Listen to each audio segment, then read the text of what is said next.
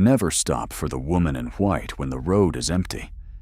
That is the rule repeated in parts of Venezuela with the seriousness of weather advice, funeral advice, and old family warnings.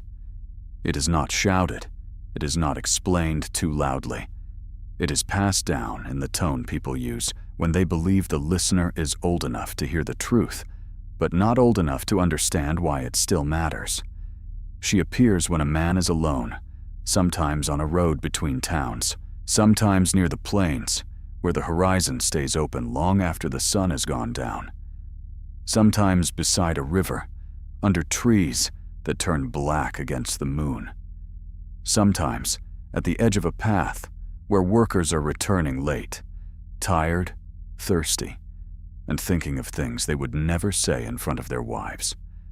At first, she is only a woman, tall, elegant, silent. Her dress is long and pale, the kind of garment that seems too clean for dust, too formal for the roadside, too old for the present century. Her hair is dark, her face is often hidden. In some tellings, she asks for a ride. In others, she walks ahead of the man until he follows. In others, she calls him by a name only one person should know. And that is the detail that changes everything. Because La Sayona does not simply frighten men. She recognizes them. She knows where they have been. She knows who they lied to. She knows what they promised before leaving home. She knows the name they whispered in the dark, the door they knocked on, the excuse they rehearsed, the shirt they changed, the ring they removed, the guilt they buried beneath ordinary gestures. The legend says she comes for unfaithful men. But that explanation is too small, because in the oldest shape of the story, La Sayona is not merely punishment. She is suspicion given a body. She is jealousy that survived death. She is the moment when desire turns into accusation, and accusation becomes a curse that cannot be recalled. The file begins, as many cursed stories do, with a woman whose name is usually given as Casilda. She lived, according to Venezuelan oral tradition, in the region of Los Llanos, the Great Plains where heat, distance, cattle trails, rivers, and isolation shaped not only work, but imagination. In places like that, stories travel differently. They ride on memory. They change from mouth to mouth. They belong less to books than to kitchens, porches, roads, and evenings, when someone says a name and everyone becomes quiet. Casilda was said to be beautiful.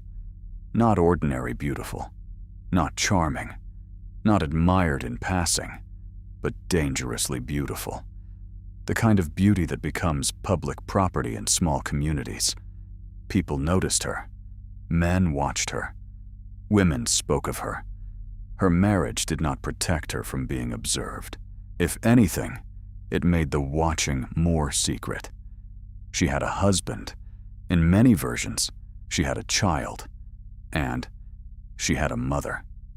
Those three figures are important because La Sayona is born not from a stranger in the night, but from the destruction of the closest relationships a person can have.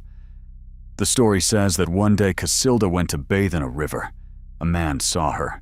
Sometimes he is described as a voyeur, sometimes as a rejected admirer, sometimes as someone who had wanted her and could not have her. When Casilda discovered him, she confronted him. She demanded that he leave her alone.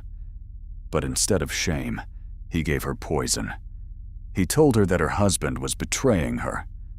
Worse than that, he told her the other woman was her own mother. No proof. No witness.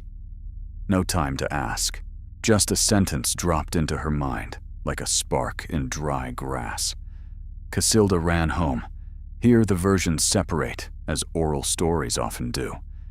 In one, she finds her husband sleeping peacefully with their child nearby. In another, she imagines the betrayal so vividly that reality no longer matters. In another, rage moves faster than evidence. What remains constant is the violence of certainty. She believes before she knows. She kills her husband. Then she goes to her mother. The mother denies the accusation. Or perhaps she never has the chance. Casilda's anger has already become something larger than herself. She strikes. She destroys the last person who might have pulled her back from the edge. And as the mother is dying, she curses her daughter. Not with simple death. Not with punishment that ends. She condemns Casilda to wander, to become a spirit, to avenge women betrayed by men, to pursue adulterers, seducers, and those who leave one life behind to enter another under cover of darkness. From that curse, Casilda becomes La Sayona. The name is often connected to the saya, a long garment or skirt, the clothing by which the apparition is recognized. The woman in the long white dress, the figure seen from behind, the beautiful stranger at the roadside, the one who waits where men are far from home and close to temptation. But the name also feels like a warning because it does not sound like a human name anymore. Casilda was a person. La Sayona is a sentence. The strange thing about this legend is that La Sayona is both victim and threat. She was deceived by a man's lie, but she becomes the force that punishes deception. She was consumed by jealousy, but she becomes the judge of desire. She killed the innocent, yet the curse gives her a mission that almost sounds moral. That contradiction is why the story lasts. A simple monster can be escaped. A moral lesson can be dismissed. But La Sayona lives in the uneasy space between the two. She is not justice exactly. She is what justice looks like after passing through grief, rage, shame, and blood. Men in the stories do not meet her in crowded plazas. They do not see her at noon. They meet her in transitional places. Roads, fields, riversides, forests, the edges of settlements. These are places where the ordinary rules weaken. A married man can become a traveler. A worker can become anonymous. A promise can feel far away. A home can seem like something belonging to another life. That is where she waits. In some accounts, she appears to men who are already planning betrayal. In others, to men who have already betrayed. Sometimes she does not need an action at all. A thought is enough. A conversation. A boast.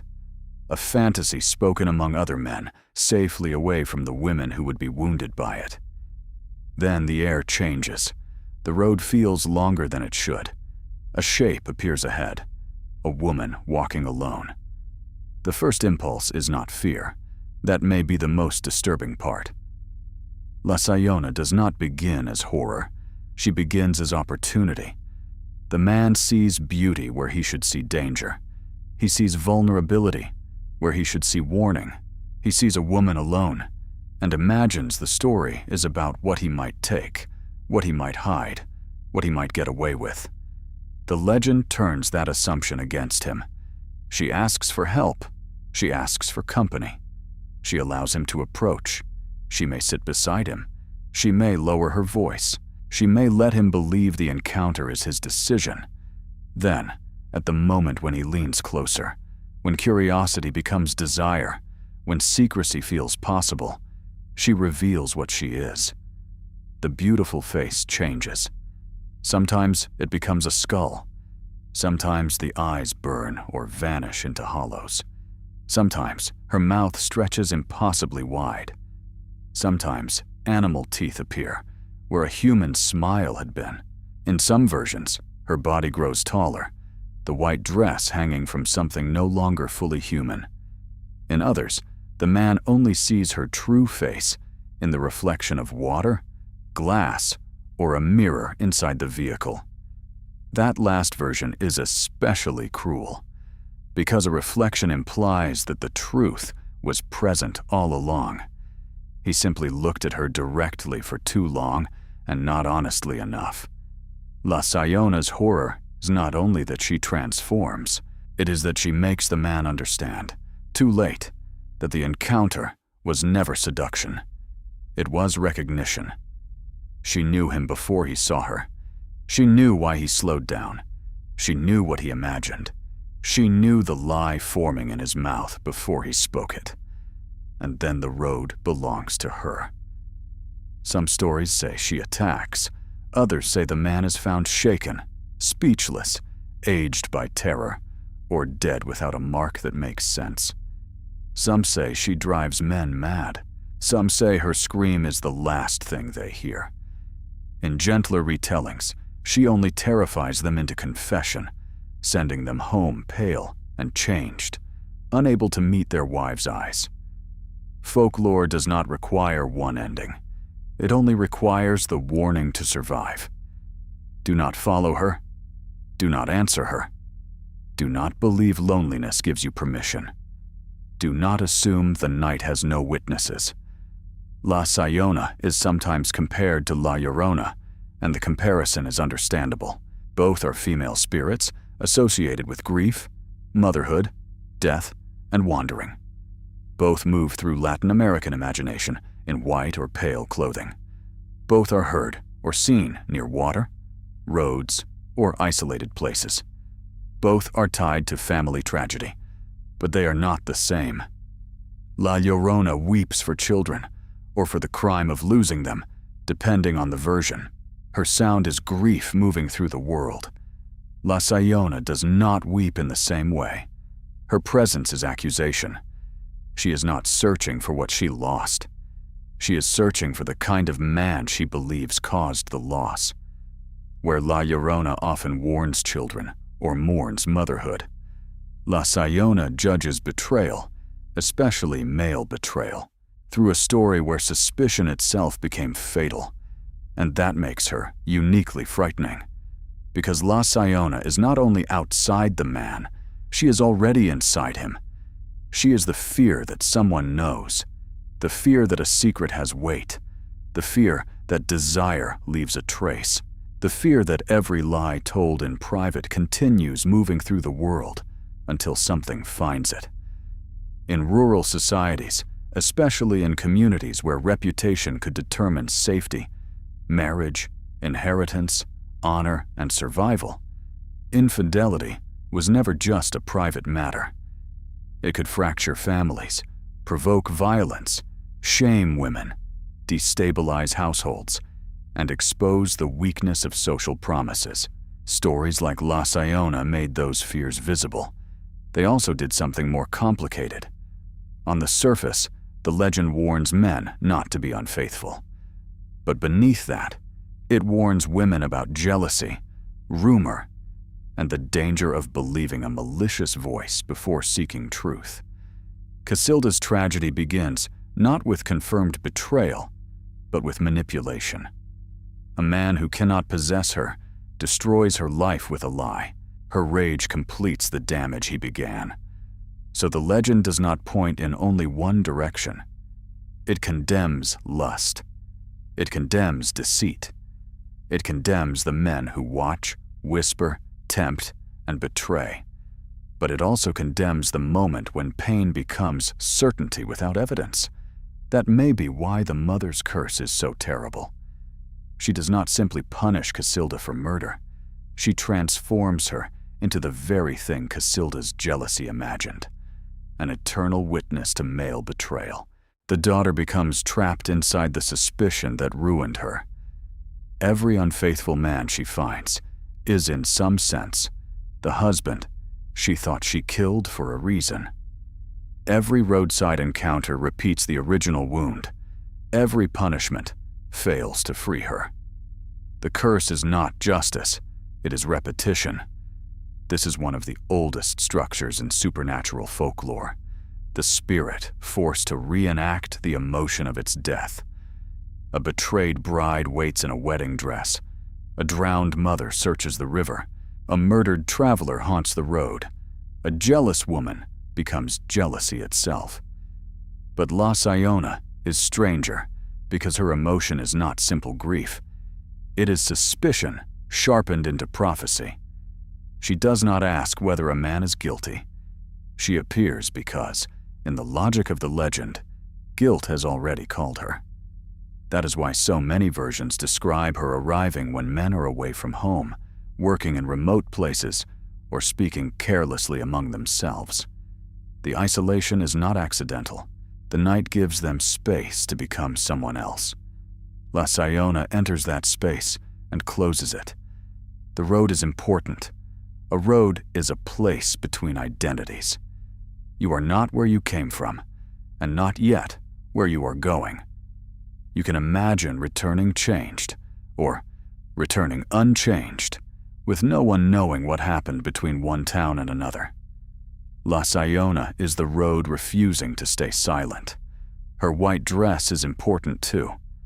White is often associated with purity, burial, weddings, saints, mourning, or ghosts, depending on the culture and context. On La Sayona, it becomes ambiguous. Is she a bride betrayed, a mother cursed, a corpse dressed for judgment, a decoy, a memory of innocence that no longer exists? The dress makes her visible in darkness, but it also makes her unreal. A woman dressed in white on a lonely road at night should not be there. The mind knows this before the body accepts it. That half-second delay, the moment between seeing and understanding, is where the legend breathes. Many spirits announce themselves with sound.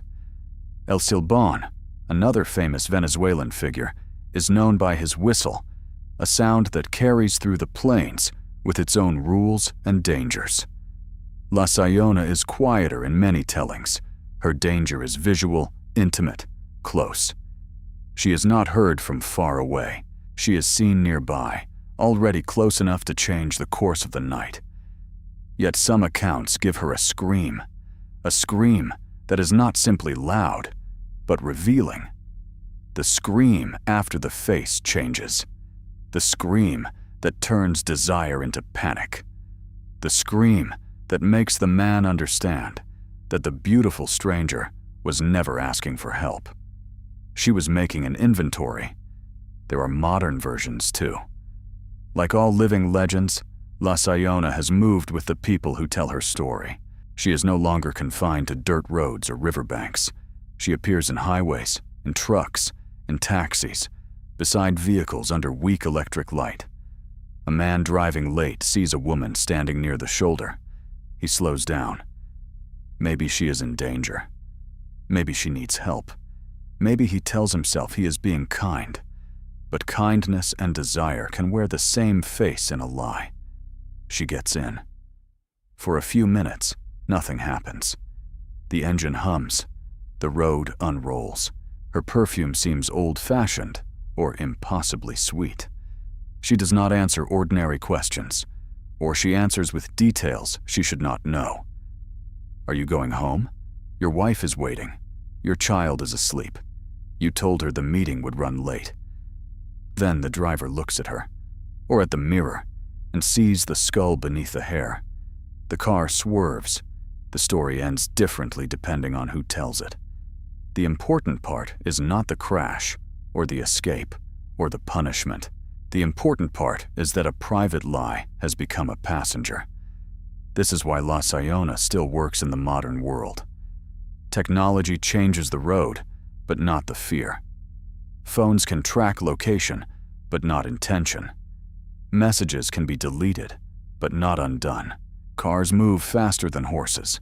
Highways replace trails. Cities spread into old landscapes. But the ancient anxiety remains. What follows a person home after betrayal? Folklore often survives because it attaches itself to behavior that never disappears. Infidelity did not disappear. Jealousy did not disappear. Rumor did not disappear.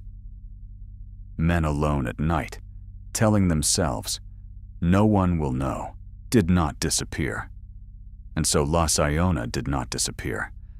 But to reduce her to a warning against cheating would be to miss the deeper dread. She is also a story about how communities police desire through fear. She gives shape to the consequences that ordinary people may not be able to enforce. She protects the absent wife, the woman at home, the mother who suspects but cannot prove, the family endangered by a man's appetite. At the same time, she carries the tragedy of a woman destroyed by false information. In that sense, the legend is not clean. It does not offer comfort. It does not say women are safe. It does not say justice is gentle. It does not say truth arrives in time. Casilda believed a lie, then became a punishment for liars. That circle is what makes the file difficult to close. There are rational ways to approach the legend. There always are. One could say La Sayona is a moral tale developed in rural communities to discourage infidelity. One could say she represents fear of sexually transmitted disease, fear of social shame, fear of violence caused by jealousy, or fear of leaving the protected space of home. One could say sightings on roads are shaped by fatigue, alcohol, darkness, pareidolia, and the human tendency to turn distant figures into familiar shapes. All of that may be true. And still, none of it explains why the image remains so precise. A woman in white, a lonely road, a man with something to hide, the face turning only when it is too late. Legends do not need to be factual to be accurate. Sometimes they are accurate about fear. Sometimes they preserve the emotional truth of situations people could not safely discuss in direct language. A community may not speak openly about adultery, domestic violence, predatory men, shame, or the fragility of trust. But it can speak of a woman on the road. It can say, she knows. It can say, she comes for men like that. It can say, do not make her follow you. There is also something profoundly unsettling about the mother's curse. In many traditions, a parent's blessing or curse carries enormous spiritual weight. A dying mother's words are not treated like ordinary anger. They are final. They cross a threshold. They bind the living to the dead. In La Sayona's story, the mother has been wrongfully accused and murdered by her own daughter. Her curse turns the daughter's jealousy outward forever. It is a punishment, but also a terrible inheritance. The mother gives Casilda a purpose made from the crime Casilda committed. Avenge women. Punish unfaithful men. Never rest. There is no mercy in that command. Not for the men, not for Casilda, not for the mother, whose last act is to create another wandering sorrow. That is the hidden cruelty of many curses. They do not repair the world. They preserve the wound. La Sayona walks because nothing was resolved. The lie was never properly exposed. The husband never defended himself. The mother never healed. The child, in some versions, never grew. Casilda never returned from the instant of rage. She remains trapped at the temperature of that moment, and anyone who resembles the cause of her suffering becomes part of the same unfinished crime. This is why she is described as beautiful first. If she appeared as a corpse from the beginning, there would be no test. The man would run. The legend requires him to choose wrongly. It requires attraction before terror, invitation before revelation. La Sayona does not only punish betrayal after the fact, she exposes the willingness to betray. In some versions, even men who have not yet committed adultery are vulnerable if they intend to. That detail gives the legend a nearly supernatural moral sensitivity. She is not a police officer of action. She is a hunter of intention. And intention is much harder to defend. A person can deny what they did. It is harder to deny what they wanted. Perhaps that is why the phrase, "she knows what you did," is not quite enough. La Sayona knows what you were about to become. She waits at the edge of the decision. There are similar figures across Latin America. La Ciguanaba in Central America, who appears as a beautiful woman before revealing a terrifying face. La Patasola in parts of Colombia, who lures men in forests. La Llorona, whose grief travels through water and night. These figures differ in origin and meaning, but they share a pattern. Men encounter a female presence outside the normal social order, misread her, and are punished for their desire, violence, arrogance, or neglect. From a distance, outsiders sometimes flatten these legends into the same ghost story. A woman, a road, a warning. But each one belongs to a specific cultural landscape. La Sayona belongs deeply to Venezuelan folklore, especially the imagination of the plains, where distance and darkness could make the world feel enormous and judgment feel delayed. Her story is not just about a ghost. It is about honor, family, betrayal, rumor, motherhood, and the fragile border between protection and vengeance. It is also about men who believed the night belonged to them. That may be the oldest mistake in the file. The night belongs to whatever remembers. And La Sayona remembers everything. In the reconstructed accounts gathered around her legend, the men who survive are rarely heroic. They do not defeat her.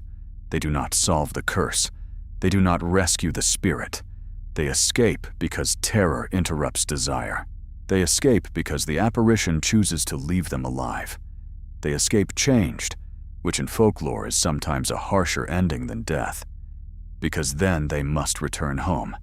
They must step back into the ordinary world, carrying the knowledge that the ordinary world was never sealed.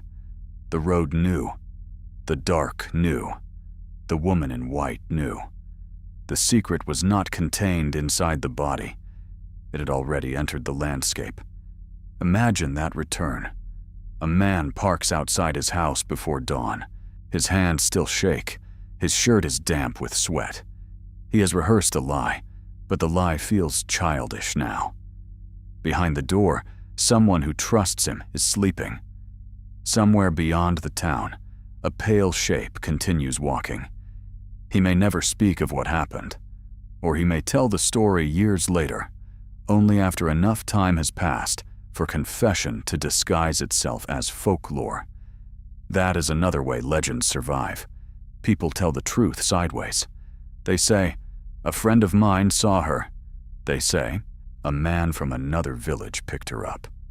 They say, "This happened long ago." They do not say, "I was the one who slowed down."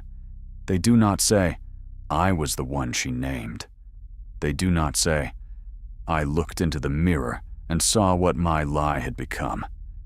The official file, if such a thing could exist, would close with uncertainty. No evidence submitted. No verified encounter. No physical trace that proves anything beyond the persistence of a story. Scholars would classify her as folklore. Families would classify her as warning. Children would learn her name before understanding marriage, betrayal, or desire. And men on empty roads would still remember her at the wrong hour. That is the power of La Sayona. She does not need belief from everyone. Only a moment of hesitation from the guilty. A curve in the road. A woman standing where no woman should be. A white dress moving without dust. A voice that says the name of the person waiting for you at home. And then, perhaps, the worst question a secret can hear. Where are you going? The file ends here, but the road does not. Somewhere, the story says, Casilda is still walking in the garment that gave her a new name. Not alive, not at peace, not innocent, not entirely evil. A curse shaped like a woman, a warning shaped like temptation, a tragedy condemned to hunt the very betrayal that began with a lie. So if you are ever driving late through an empty stretch of road, and you see a woman in white asking for help, remember the old rule. Do not look too long. Do not invite her in. And above all, do not assume she is a stranger. Some names were buried for a reason. But if another file should be opened, leave its name below.